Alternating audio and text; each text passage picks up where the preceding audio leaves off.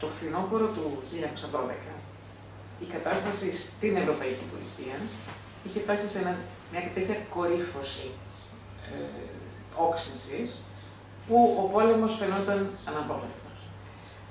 Ταυτόχρονα η Κρήτη βρισκόταν σε ένα αδιέξοδο. Οι Κρήτες βουλευτές είχαν επιχειρήσει να μπουν στην Ελληνική Βουλή το Μάιο. Ο Βενιζέλος με μια πολύ μεγάλη διπλωματία και πιστική επιχειρηματολογία κατάφερε να τους αποθήσει, να μην τους δεχτεί στην Ελληνική Βουλή, λέγοντας ότι η Βουλή, η οποία μόλις είχε συγκροτηθεί από τις εκλογές, θα έκλεινε και θα άνοιγε πλέον για τις εργασίες της τον Οκτώβριο.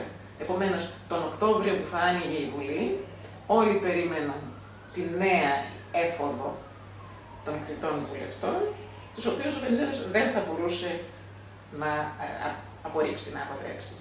Έπρεπε λοιπόν να βρεθεί ένας τρόπος ώστε ο χειρισμός του κριτικού ζητήματος να γίνει με έναν τέτοιο τρόπο που να ενσωματώνεται σε μια γενικότερη βαλκανική λύση. Αναγκαστικά λοιπόν, οδεύοντας προς τον Οκτώβριο και την άνοιξη και το άνοιγμα του Κοινοβουλίου, η Ελλάδα ετοιμαζόταν και για μια συμμετοχή σε μια κινητοποίηση βαλκανική.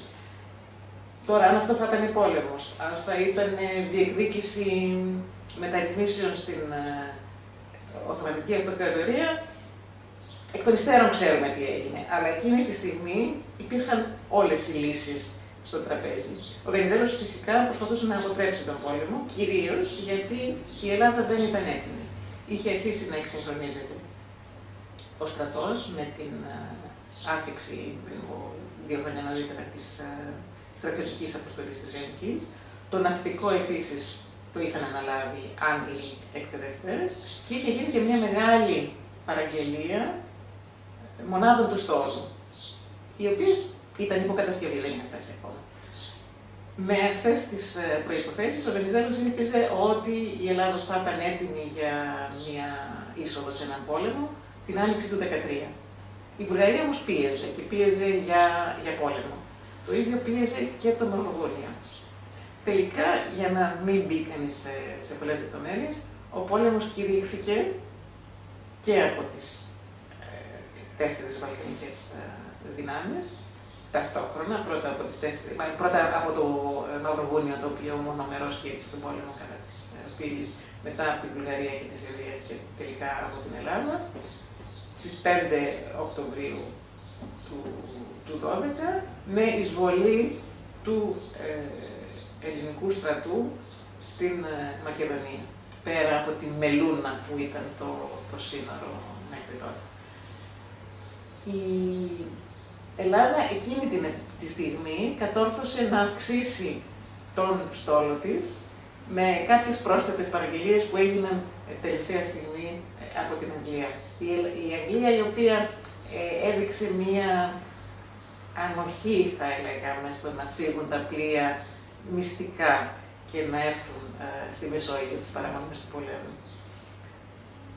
Ο στόλος με την προσθήκη αυτών των μονάδων κατάφερε να ευνηδιάσει όχι μόνο την Οθωμανική Αυτοκρατορία, αλλά και τις ευρωπαϊκές δυνάμεις, κυριαρχώντας στο Αιγαίο, ενώ ταυτόχρονα από το πουθενά εμφανίστηκε στην Κρήτη ως γενικός διοικητής ένας παλιός Έλληνας πολιτικός, ο Στέφανος Τραγούμης, αναλαμβάνοντας για λογαριασμό του ελληνικού βασιλείου τη διοίκηση του νησιού, δημιουργώντας τις προϋποθέσεις για μια de facto ένωση. Οι μεγάλες δυνάμεις δεν αντέδρασαν, ενδεχομένως θα μπορούσαν. Εκείνη τη στιγμή για τις μεγάλες δυνάμεις, αυτό που μέτρησε κυρίως, μόλις συνήλθαν από τον αρχικό ευνηδιασμό, γιατί όντως ευνηδιάστηκαν από την ταυτόχρονη κινητοποίηση των βαλκανικών κρατών, ήταν να περιορίσουν τη ζημιά. Δηλαδή, να αποτρέψουν το να μετατραπεί αυτή η Βαλκανική κρίση σε έναν ευρωπαϊκό πόλεμο.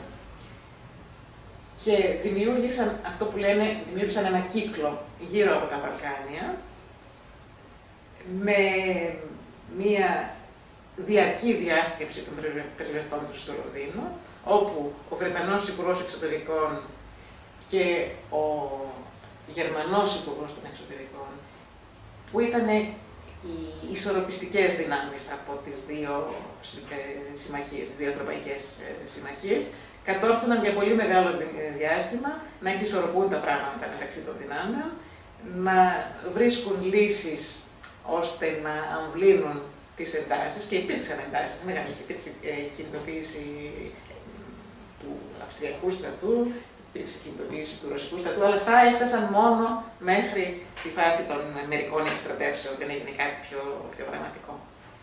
Και έτσι η Βαλκανική στρατή, ο ελληνικός από τον νότο, προς βορρά, ο σερβικός νότιο-ανατολικά και ο βουλγαρικός νότια και νότιο-ανατολικά, κατάφεραν να αποδυναμώσουν και να περικυκλώσουν και να αποδυναμώσουν τον Οθωμανικό, ο οποίος με μεγάλες απώλειες αποσύρθηκε προς τα